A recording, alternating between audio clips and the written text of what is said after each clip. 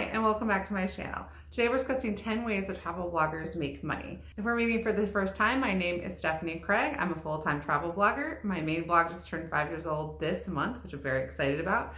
I run 3 travel websites. I also have a travel blog coaching business where I work with other bloggers on creating destination sites. Today we're going to be discussing 10 ways that travel bloggers make money. I think there's a lot of misconceptions about how bloggers make money. Let's start with passive income. So the difference between passive income is you do the work on the front end and then it just makes you money month after month after month. You can hear the baby crying right now. He doesn't want a nap. So passive income is income where you do the work up front and it makes you money month after month. So think of somebody who, if you wrote a book and then people just bought it every single month, you would, all of the work would go in on the front end of writing the book and getting it published and advertising it. But eventually, hopefully, the sales would become passive. So the types of passive income that bloggers can make, I personally, as a working mom, those are my favorite because my life is chaotic and unpredictable. So even when I take on campaign work, right now in the middle of a pandemic, which I do still occasionally, I find it difficult to always make sure that I'm getting it done while also not feeling like I'm neglecting things at home. So passive income is my personal favorite. Active income is the type of income that you make when you go out and do something. So you sign a contract and you do a certain amount of work, you have deliverables, you give them back. And then we'll also talk about some of the ways that bloggers make money that aren't actually related specifically to their blog. I don't know if there's a specific term for this. I'm just going to call it non-blog or off-blog income. So we'll just start with passive income. And the first and my favorite is ads. Bloggers whose travel blogs meet certain minimum requirements can join ad networks. Ad networks then serve ads to your readers. So if you go on a website and you see an ad that is clearly not from the actual website, but is just coming through an ad server, that's the kind of income this makes. How much you can make on ads depends on how much traffic you get, where that traffic is coming from in the world, how long that traffic sits on your website. So someone on your website for 2 seconds is not as valuable to you as someone who reads 20 minutes worth of content and then consumes a lot of ads in the process. And also if your ad network lets you have videos that can also serve up ads, because that's just another different avenue for ads to come up on your website. I've used 2 different ad networks. So currently all of my websites that are monetized with ads are on the Mediavine Ad Network. But I also have used Ezoic in the past on a website that wasn't quite meeting the Mediavine minimum requirements. And I really enjoyed them as well. And we'll talk in the future about my experiences with the Ezoic versus Mediavine and which is right for you. Basically, if you are a brand new travel blogger, you probably aren't going to qualify for Mediavine because the minimum threshold is 50,000 sessions per month. And then they also want like a high percentage of readership to come from the USA and other English speaking countries. But if you're a new travel blogger and your website is getting close to 10,000 sessions a month, then you can join Ezoic. There are also other ones like Monumetric and Shemedia, and I don't know the requirements for all of them. But I'll link to Ezoic and Mediavine in the description. But my guess is if you're new and you don't even know how travel bloggers make money, that you're more likely to be somebody who should apply for Ezoic. I had a great experience with them and I loved the extra couple $100 I made every month with them when my blog was small. So I have no complaints. I just personally, I'll make a video later explaining my experiences with both and why I'm with Mediavine now. But like if your blog is under 50,000 sessions, I recommend for my clients to go ahead and put Ezoic on there because it's nice to make some money. Even if you don't need the money, you can at least invest the money back in the website and grow faster. The next way that travel bloggers make money is on affiliate income. If you've ever seen a website list a link to Amazon or to a tour company or to a hotel, that was most likely an affiliate link where the website recommending it made a percentage of the sale if you do go ahead and purchase. Common affiliate programs for travel bloggers to sign up for include travel insurance, tour companies, hotels, Airbnbs, Amazon, especially if you want to recommend things people should bring with them on their trip, or like guidebook. There are also companies like ShareSell and CJ, which are affiliate networks. Company like a clothing company that I really like might be through one of them. So I might say like recommend, that somebody get this kimono or something. And then if somebody buys it, I earn a percentage. before 2020, affiliate income played a big role in what I made. Travels down, especially in a lot of the countries that I typically write about. So I have been looking for new opportunities for affiliate income, and I think things like Etsy are going to be exciting for my business in the future. Also, when I talk about places in the US, I look for, and we're allowed to have gatherings and games again, I look forward to recommending things on StubHub. So just basically the best way to work affiliate marketing into your blog is to think of the products that you actually use and the things you really would personally recommend, but not you as the seasoned travel writer that you are, but you if you were just starting out. Or what would you tell your, a relative who never left on a trip by themselves before? What would you tell them to bring? And do things like that, especially things like guidebooks. Like at this point you might have been to 80 countries and not feel like a guidebook is that big of a deal, but at least for me, my first few trips buying the guidebook ahead of time and reading through it was just so delightful and exciting. So I definitely recommend people still get guidebooks. And as the co-host of the Rick Steves Over Brunch podcast, I recommend Rick Steves guidebooks. And then if he doesn't have one, or I tend to also recommend the Lonely Planet guidebook, because they're for different demographics. The next way the travel bloggers make money is by creating their own paid products. This is great because if you create an itinerary spreadsheet or a guidebook to a city or a country that is underserved by the traditional guidebook landscape, the traditional guidebook media conglomerates, I don't know, then people might want to buy it because they can say, like, you're clearly an expert on the area, and so maybe your $5 or your $10 guidebook is a more enticing offer. Or maybe they buy it alongside Lonely Planet. I used to buy, when on my first few trips, I would buy multiple guidebooks places.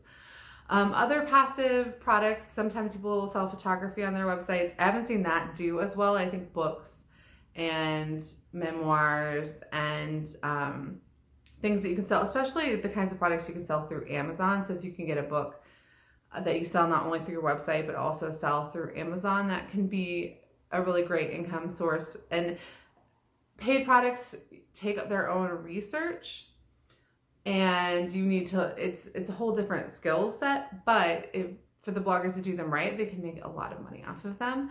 And they're great because they serve their readers in a way that, traditional media does not. Ads, affiliates, and paid products. And those are what I'm calling passive income. Now, they're not all truly passive. Like, it's not truly set it and forget it. You need to update your guidebook if you make a guidebook, or your spreadsheet every once in a while. You need to make sure your website continues to rank on Google so that you make money through ads. You need to keep your affiliate links up to date. Sometimes affiliate companies just go under or change their entire structure, but those are pretty simple. Like, if I did absolutely no work for the rest of the year, I could guarantee that I would get, a certain level of income would still come to me every month. Now, I wouldn't grow, but I could, if I was laid up in a hospital for the next 2 months, I would still make money. So those are passive. Now let's talk about ways that travel bloggers make money that are active. First way are paid campaigns. Now, campaign work can mean that a company or a tour operator or a destination pays the blogger to go to a place. So usually when people say you get paid to travel or travel for free, that's what they mean by this. That you would go on a trip, but before the trip, it's not like you just get the trip for free. Before the trip, you and the company would hammer out a list of deliverables, so X amount of blog posts, X amount of social media posts, and come up with a package. And then that package has a price tag, and you either get paid, some before or some after, or after all the deliverables, or you get paid when all the deliverables are done. I've seen people do it different ways, and different DMOs work differently. So this is, the hot ticket, like, how to get paid to travel the world. Now, campaigns are a lot of work, and not every campaign includes travel. There are a lot of campaigns, especially I can't really travel right now. I have an 8-month-old in a pandemic, and I'm stuck in Eastern Europe right now. So, but I still am doing a little bit of campaign work because the campaigns work that I'm doing is based on deliverables on travel that I did in the past on my own. So I'm getting paid to write posts, but as a campaign, but it does not include travel. So a campaign where can you actually go on a trip and you get paid for the deliverables, or it can just be you and the DMO or the company hotel create a set of deliverables and you do them based on prior work experiences working together or based on your own experiences that have nothing to do with them. Now, that is when people say like they get paid to travel for free. It can be that, or it can be the next way that travel bloggers make money, which is by getting a per diem for the actual trip. So a package could just be the deliverables for the campaign, or you could actually, not everyone is at this level, but once you hit a certain level, you can start saying, not only do I want money for the deliverables, but I also want a per diem for my time because my time is valuable. So you can charge, they can do a campaign with you and have you come do the trip, and they pay you for the deliverables, but they also pay you for every day that you're on the trip, and then that's a separate fee that has nothing to do with the deliverables and is just for your time and your value. Now, different bloggers set their campaigns up different ways. So per diems versus just a final, some bloggers will just say, okay, their final amount, they do the formula in their head and they say that means I'm basically getting X amount of dollars for each hour that I'm working on the trip and X amount of dollars for each hour that I have to put these deliverables together, and hopefully that rate ends up being a rate that they're happy with and that they can live on. Because I've seen a lot of people take a lot of trips where at the end of the day, the number sounds really big, but the amount of work they're putting in might end up making that work like per hour less than minimum wage, especially because paid travel tends to be 7 a.m. until 11 p.m. So per diems are a way for bloggers to reclaim the actual working hours of the trip, because it's not like when you're on a paid, it's not like when you're on a paid trip that you are doing things that you want to do all day long. Like you have a schedule, and sometimes they work with you. The better ones will work with you to make sure the schedule is like good for you, but not always.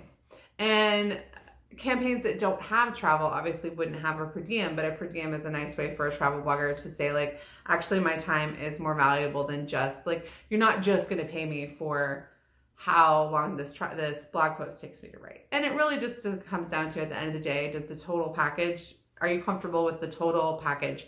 Does it value your time per hour the way that you feel like you should? Or does a per diem allow you to remind them that actually they're asking for 4 12-hour days, plus you go back home and do another 36 or 48 hours worth of work? The next way that travel bloggers make money is through sponsored blog posts. Now, sponsored blog posts could be for a specific product, like a type of travel insurance. It could be a review of that product. It could be a review, like, you'll get emailed by a company and they'll be like, we want to give you a free bag. And it's like, I can't pay my rent with a free bag, but I will gladly do the review for X amount of money. And then that would be a sponsored post. And those can be really great ways to supplement your income, especially in situations like a pandemic when nobody's traveling, so there's not a lot of paid campaign work and ad rates are down. You just got to be careful about what kinds of sponsored posts you take. I would never take a sponsored post from a casino, a pharmaceutical company, cryptocurrency. Like, I try to really stay within the realm of travel related, or at least things I'm personally interested in learning about and writing about. But they are, and the other thing with sponsored posts is, some people will tell you not to take a sponsored post for below X amount of money, and that dollar amount might be really, really high, and that might make sense for them. And other people will do what they need to do to make their rent, and I won't tell you like which you should do. But what I would say is it's helpful if you come up with a rate card, and then you can just send people, when some people respond to you, like ask you for a sponsor post, you can say, okay, here's my rate card. And then either you can say like, that's negotiable, and they can counter, like, don't tell them it's negotiable. But if they come back and say like, we can't pay that, but we can pay X, and you can either negotiate and say like, well, okay, I'll meet you in the middle, or, I'll take $100 off because we're in a pandemic. Or you can say, no, that's my rate and it's not negotiable. But it does help for you to have something, because sometimes you'll quote a company what your rate is for a sponsored post, and then 2 years later they'll be like, well, we have that you quoted X amount. Yeah, well, 2 years later, like, my blog was a lot smaller. Like 2 years ago, my blog was a lot smaller than it is now, and now it has, 10x the number of readership. So you just want to know what your rates are, know what you're worth, and what companies you won't work with. And then don't let other bloggers shame you about whether your rates are too high or too low. Like, do what is good for you. But ask for more than you think you're worth, because a lot of times I think travel bloggers, especially women travel bloggers, tend to devalue our work. And that can make us vulnerable to companies preying on getting their products in front of our readers that we have carefully cultivated. So if you do sponsor posts, just be really careful. I know a lot of bloggers that never do them, and you don't have to do them, but they can make you a nice amount of money, especially in the beginning when you're still like not on real ad networks and stuff. So just do your research and talk to other bloggers about, what they're doing. The next way that travel bloggers make money is through link sales. Now, this is different than a sponsored post, because what it is a company coming and asking you if they can put a link to their product or service in one of your old blog posts, and they pay you money. And usually this is frowned upon by some because the link won't be marked as no follow. And if you don't know the difference between do follow and no follow, we can talk about it later. But the link won't be marked as no follow. And so this is considered shady by some people, and other people it's considered how you put food on the table. I don't care if you sell links or not. If you do sell links, again, I would never sell a link to cryptocurrency, pharmaceuticals, casinos, anything online gambling. And if you do, ask for a lot of money, because you're worth a lot. Like even a website with a low DA is still worth a lot of money. What I tend to see people do is like new bloggers will sell links when they start being able to, and then stop at a certain point and just be like, okay, well now my website's making X amount of money through other means, and I'm not going to sell links anymore. So just because you do sell a link at some point doesn't mean you're obligated to sell them in the future. If you do sell a link, I would just try to make sure you get it in writing that the link is good for 1 year or 2 years, because you don't want it on your website forever. And remember that does goes against Google. Link sales go against Google's, like, I don't know if it's terms of service, but like it can get you in trouble with Google. So you want to balance your risk versus the reward there. And like I said, sponsor posts and link sales, I'm not telling you whether I think they're good or bad. I think they are, like I mentioned in the last video, like I don't judge other people's business models, and also we're in the middle of a pandemic, and so people need to do what they need to do. Now we're going to talk about ways that travel bloggers make money that are off their blog. So if you do a campaign and you sell deliverables of a blog post, but maybe some social media posts too, and that's all together, that still is partially because you're a blogger. However, there are some ways that travel bloggers can make money where you will never open up WordPress or Squarespace, I guess, and ever do anything with your blog. So sometimes campaigns will just be social media posts. And so the first one we're talking about is sponsored posts on social media. So this is where you'll see somebody sell like yogurt or a coat or something on their Instagram account. And this can be a really great way for travel bloggers to make some extra money. Now, you just want to make sure you mark the ad correctly. Ask for what you're worth, because it would shock you what some of the lifestyle people are making. Like, I have a friend who lurks in one of the lifestyle groups, and they get 10x what most travel bloggers get for sponsored posts. So ask for a lot, especially balance, like how embarrassed would I be for people to see this, and how good can I execute this? And don't take a sponsored post on your social media that you think is really going to hurt your brand. Because a sponsored post on your blog that's not quite on brand is not super a big deal, because you don't usually have to share them on your social media channels. So it might just sit on your website and your Pinterest account, but it's not like you have to put it front and center. But like every time you post on your Instagram, that is your brand. So I'm much more selective about sponsored content on my social media for that exact reason, because I am literally putting it in front of people that care about my brand, versus things that go on my website. My websites can be a hodgepodge of different things, and and I can highlight what I really care about on the front. And not everybody, who's going to read all 1,000 blog posts that I've written in my life? No one, so they're very different, but people will see your Instagram posts. So if you take a sponsored Instagram post, really think about what the value is to you, how much time it's going to need to take, and are you going to be embarrassed? Can you really work the concept in naturally? Because I've seen some really bad ones, but if they were making like $2,000 and they were really bad, like, more power to them. But if they only made $50 and it was like that cringe, then ugh.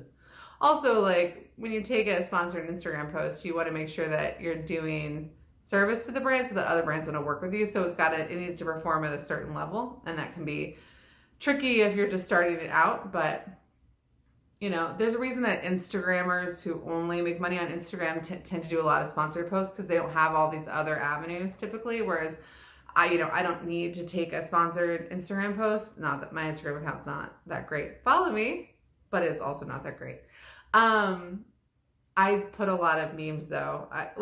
People follow my Instagram for my carefully curated Instagram story memes. So you can find me at History Fangirl for that. But I don't do a lot of sponsored Instagram posts. And in fact, I'm trying to remember even when the last time I did one was. It's been a while. The next way that travel bloggers make money that is off their blog is with freelance writing services. So they might use their blog as almost like a portfolio to get people to understand that they're really great writers and they have really great travel experience.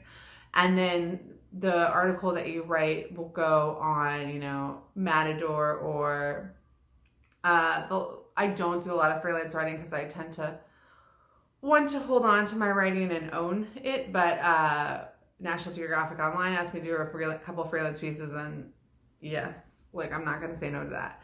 But if you're going to do freelance writing and that's the main way that you want to make money, there's content writing, which is like a lower level of writing in terms of style, and you're more likely that you're actually just ghost writing for somebody else, versus freelance writing for a magazine or a website where it's going to go under your name and you're going to get paid for it. If I wanted to start a content writing, freelance writing business, I would just let all the other travel writers that I know that I'm doing that and what my rates are, because that tends to be a great way to get hired for gigs. And I would also go on Upwork and list my services there. But if I wanted to be a more prestigious freelance writer where you're getting paid to write in magazines, I don't know how many people truly make a living from that full time anymore, nor would I want to make a living from that full time, because that industry seems very shaky. But it seems like a good thing to do on the side of also owning your website and getting paid that way. Then I would just network as much as possible and pitch as much as possible. And honestly, that sounds exhausting. The few freelance writing opportunities I've done have been handed to me. So I like passive income. I like things where I do the work in my pajamas when I have time and I get paid every single month. I do not like things that I have to chase, because I don't have time to chase things. I have an 8-month-old. I barely have time to record this video. But also, I'm still getting paid on things that I wrote in 2016.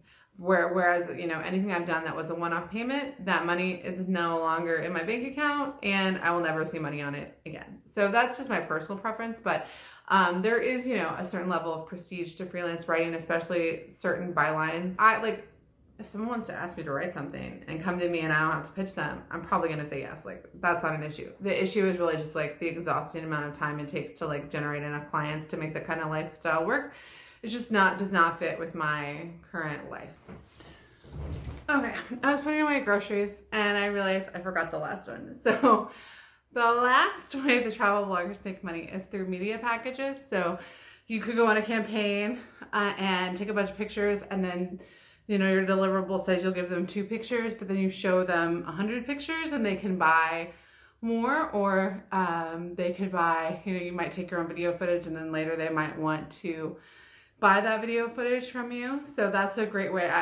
You have to be much more talented at videography and photography than I am to truly make money that way. But I have sold photographs that I took on press trips, but I've sold them to third party newspapers and stuff. So media packages where you sell the content that you make on your trip either to the DMO that hosted you, or you sell your stuff to newspapers or magazines later, or it doesn't even have to be from a DMO trip. But if you're going to be out there taking all those gorgeous pictures, that's a great way to make money if you are 100 times better photographer than me.